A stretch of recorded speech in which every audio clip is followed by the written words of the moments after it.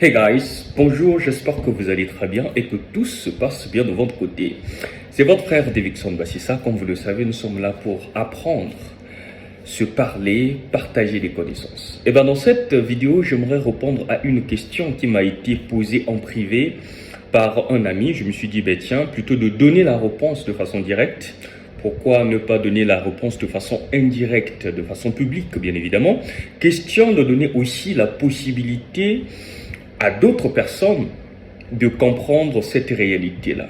Donc je pense que la réponse à cette question pourra aider quelqu'un. La question est c'est de savoir, c'est quand le meilleur moment d'investir? Est-ce en étant célibataire ou en étant marié? C'est quand le moment idéal à investir ou à entreprendre? Face à cette question, nous allons comprendre d'ores et déjà que les réponses sont multiples et cela dépend de la personne qui pourra répondre à cette question. Pour certains, investir en étant célibataire est la meilleure des choses. Pourquoi? Parce que vous avez moins de charges et vous avez moins d'occupation. N'oubliez pas, en étant en relation avec quelqu'un, il faut investir surtout de son temps pour bien nourrir la relation, ou encore votre mariage, ou encore la vie du couple. Mais quand vous êtes célibataire, vous avez tout le temps de vous concentrer et puis vous occuper ou encore avoir suffisamment du temps pour vos investissements. Donc, certains pensent que être célibataire, c'est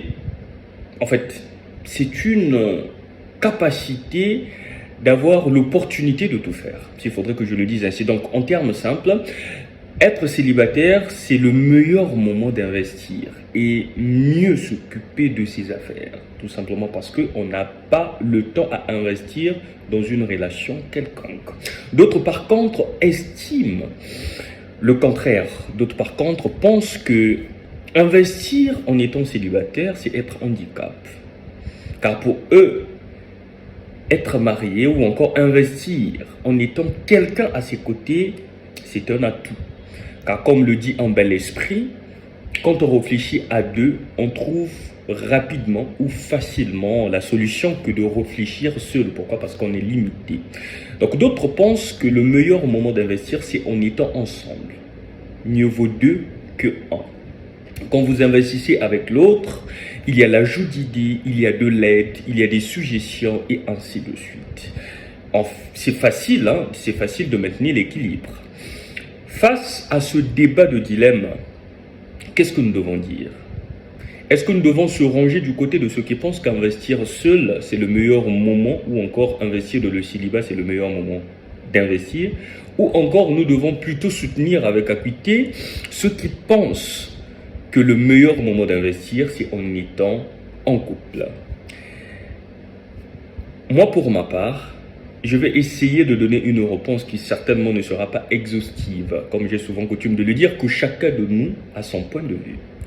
Mais moi, je pense que le meilleur moment d'investir, c'est en étant ensemble.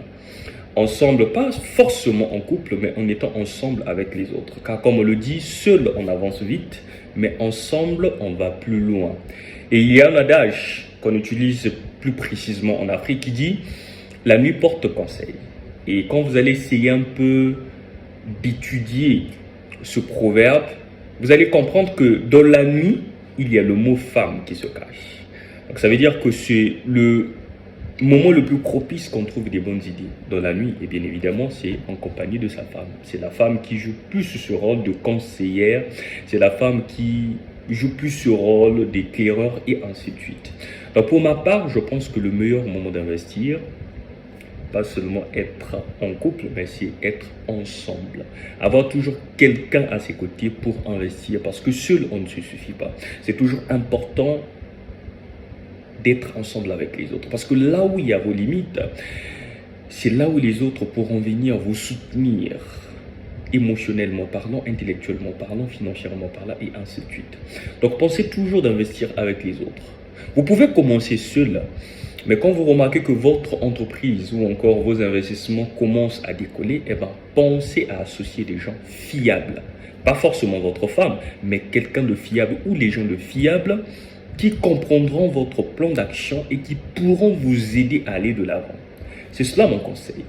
Donc, essayez un peu d'examiner et vous comprendrez par vous-même que ce que je dis a un sens. Investir seul, c'est bien, mais quand on investit ensemble, c'est mieux. Donc c'était ma contribution. J'espère que cette réponse pourra aider une personne quelque part. Merci de vous abonner à la page. À nous revoir dans une prochaine vidéo. Au revoir.